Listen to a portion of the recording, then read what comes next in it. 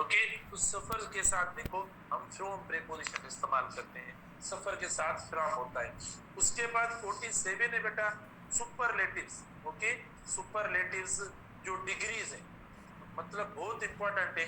Superlative word की बात नहीं है, यानी जो सुपरलेटिव डिग्रीज होती है इनके साथ देखो अगर प्लेस की बात होती है, प्लेस की बात होती है तो हम प्रीपोजिशन इन इस्तेमाल करते हैं, ऑफ इस्तेमाल नहीं करेंगे। ऑफ हमारी एरर हो जाएगी और गलत हो जाएगा, ठीक है ना।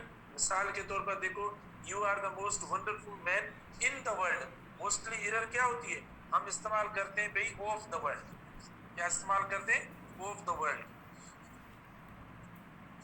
अब देखो ये गलत हो जाता है ऑफ द वर्ल्ड, क्योंकि ट्रांसलेट करते हैं ना। अब ट्रांसलेशन में हम मतलब हमारी लैंग्वेज के अंदर तो बिल्कुल ऑफ वाला सेंस आता है, तो बेटा ये देखो ऑफ द वर्ल्ड आपका इनकरेक्ट हो जाएगा, ये मिस्टेक हो जाएगी, ठीक है, ये दुरुस्त नहीं होगा। और इन जो है वो प्लेस के साथ इस्तेमाल करते हैं। जिससे आप इस्तेमाल करते हैं ऑफ द क्लासरूम, हम इस्तेमाल करते हैं अगर कोई कंपैरिजन करते हैं कि भाई ही इज या she is the most intelligent student of the class.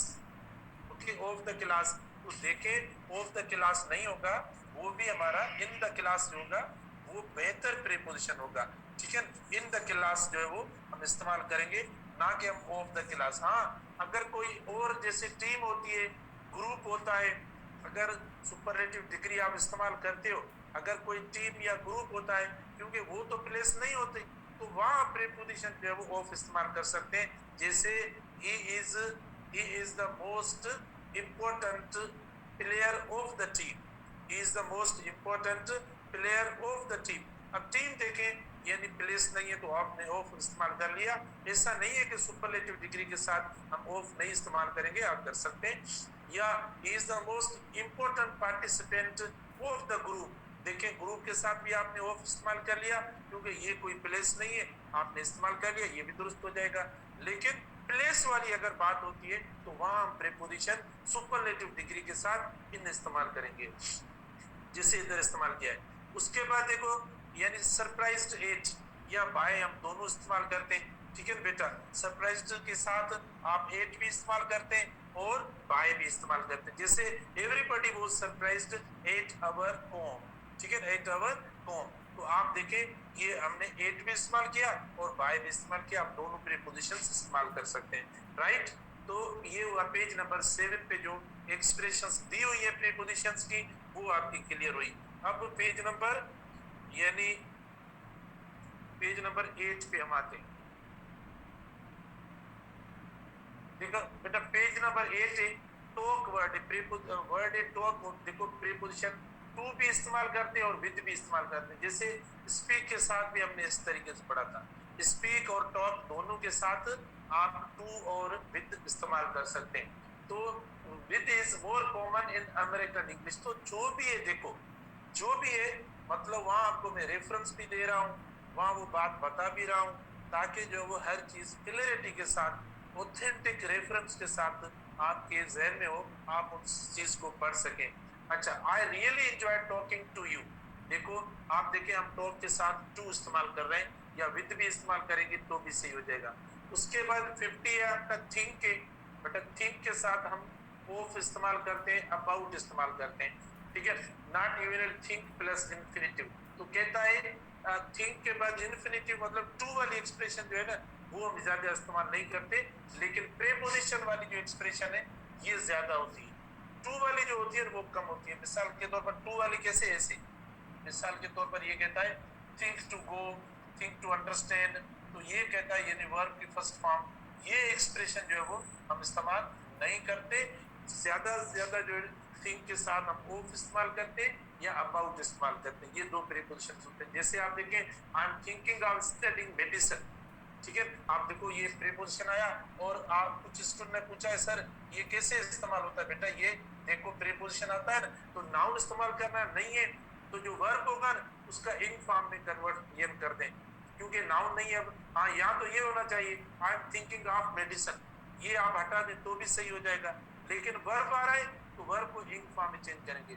एक स्टूडेंट ने पूछा है सर बीइंग हम किस तरीके से इस्तेमाल करते हैं, बेटा बीइंग भी इसी तरीके से इस्तेमाल करते हैं। अगर कोई देखो मतलब इधर वर्ब आ जाता है, नाउन नहीं है, और आपका प्रीपोजिशन आ रहा है, तो प्रीपोजिशन प्लस अगर वर्ब आ रहा है तो प्रीपोजिशन प्लस क्या इस्तेमाल करेंगे, बीइंग इस्तेमाल करेंगे। जैसे आप देखो आप बीइंग, देखो ये इस तरीके से आप बीइंग टायर्ड, ठीक है बेटा, आप बीइंग टायर्ड हो, इस तरीके से हम बीइंग भी इस्तेमाल करेंगे, क्योंकि ये भी आपका फिर वर्बल नाउन या जेरेंड हो जाएगा। अच्छा, उसके बाद नेक्स्ट है हमारा थ्रो है। देखो throw plus object at aggressive, देखो मीनिंग है, ठीक है, मीनिंग है। थ्रो के साथ एट कब इस्तेमाल होगा, जब एग्रेसिवली आप कोई चीज कर रहे हो, कोई एग्रेसिवली कोई चीज कर रहे हो तो आप इस्तेमाल करेंगे। Stop throwing stones at the cars, मतलब कोई जज्बाती मामला हो या किस तरीके से अगर ऐसा सेंस होगा तो थ्रो के साथ हम एट इस्तेमाल करेंगे। लेकिन throw plus object plus to वो हम इस्तेमाल करते हैं गेम में, कोई गेंद होती है, बॉल होता है, उसको फेंकना, देखो तो हम इस्तेमाल करते हैं क्या, टू इस्तेमाल करते हैं, राइट। और जैसे आप देखो if you get the ball throw it straight to the wicket keeper, ठीक है, ये एक उसूल है कि भाई जब भी बॉल होता है तो विकेट कीपर की तरफ फेंका जाता है। लेकिन हम तो मतलब थ्रो भी सही नहीं करते, कभी किस प्लेयर को दे रहे हैं, कभी किस प्लेयर को दे रहे हैं, तो जाहिर है वो रन आउट कैसे होगा, नहीं हो सकेगा। आप में से जो जानने वाला होगा क्रिकेट उसको ये उसूल आ रहा होगा यकीनन।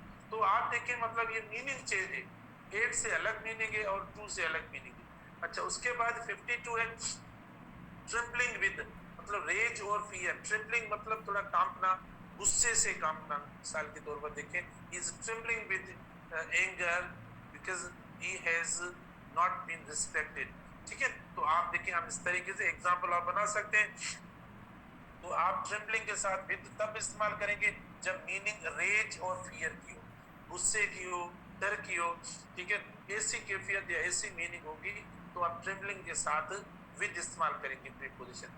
उसके बाद टिपिकल ऑफ, हम फॉर नहीं इस्तेमाल करेंगे। देखो टिपिकल के साथ जो प्रीपोजिशन होगा वो बेटा ऑफ इस्तेमाल करेंगे, आप फॉर इस्तेमाल नहीं करेंगे। जैसे this win is typical of the region, ये एपोस्ट्रोफी नहीं है, ये एपोस्ट्रोफी नहीं है, ठीक है, ये कॉन्ट्रैक्शन है। एपोस्ट्रोफी का मतलब जो दूसरा फॉर्म हमने आपको बताया है ना, ये बात आप जहन में रख लो, ठीक है ना। यानी जो कॉन्ट्रैक्शन होती है वो भी हम लिखते हैं। मिसाल के तौर पर जैसे कल जो खास तौर पर वर्ब के अंदर ये कॉन्ट्रैक्शन होती है, तो दिस विन इज होता है, ये जो है ना एक्चुअली वर्ड कौन सा है, दिस विन इज, ठीक है बेटा, दिस विन इज।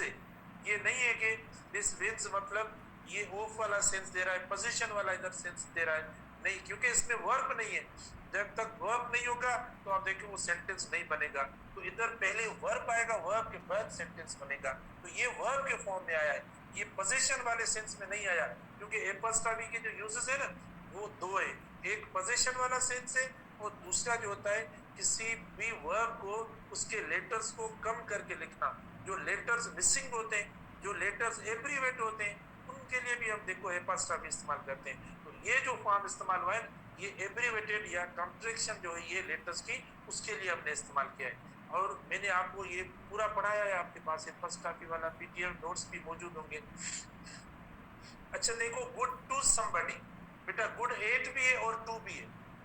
एट जब होगा ना तब सब्जेक्ट की बात हो, लैंग्वेज की बात हो, कोई ऐसी बात होगी तो हम एट इस्तेमाल करेंगे, ठीक। गुड एट हम इस्तेमाल करेंगे, गुड एट आप इस्तेमाल करेंगे केमिस्ट्री, फिजिक्स, इस तरीके से देखो सब्जेक्ट का नाम हो।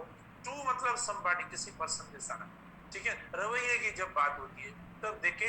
अच्छा जैसे आप देखें always be good to others, ये हम लगा रहे थे, तब देखो always be good to others, तो देखो ये रवैये की, कैरेक्टर की बात होती है, हम तब इस्तेमाल करते हैं। उसके बाद इन्फीरियर, बेटा ऐसे जो भी अदर और एडजेक्टिव्स, ऐसे जो भी एडजेक्टिव है जहन में रख लो, बहुत इंपॉर्टेंट। ऐसे अल्फाज जो भी हैं, जैसे इंफीरियर हुआ, जैसे इंटीरियर हुआ, बेटा देखो इंटीरियर हुआ, ठीक है। जैसे आप देखो एक्सटीरियर हुआ, जैसे आपका वर्ड जूनियर हुआ, जैसे वर्ड आपका देखो सीनियर हुआ, जैसे पोस्टीरियर हुआ, मतलब ये एडजेक्टिव्स वाले होते हैं, ये कंपैरिजन के लिए इस्तेमाल करते हैं, कंपेयर करने के लिए।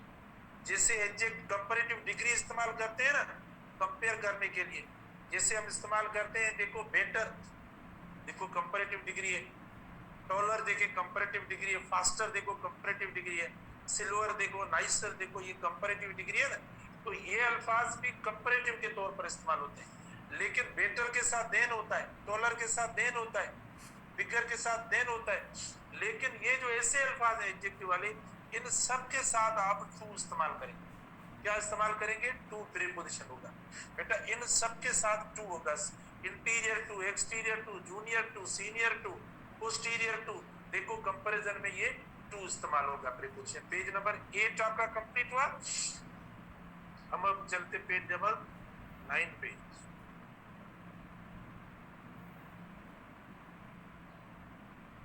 अच्छा देखो 9 में प्लीज वाले दोनों सेंस दिए हुए हैं, और प्लीज के साथ विद इस्तेमाल करते हैं अगर पर्सन की बात होती है। My father is pleased with me, देखो ये संपादी हो गया, ठीक है।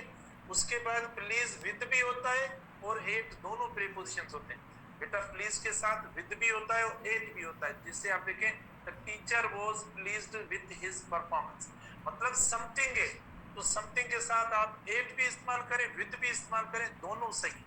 जिसे आप देखिए इधर इस्तेमाल किया हुआ है ना, इधर इस्तेमाल the teacher was pleased at his performance, तो आप एट इस्तेमाल करेंगे तो भी सही हो जाएगा। अगर आप एट इस्तेमाल करेंगे तो भी सही होगा। उसके बाद सक्सीड है, सक्सीड इन हमने इस्तेमाल कर लिया, आपको बताया।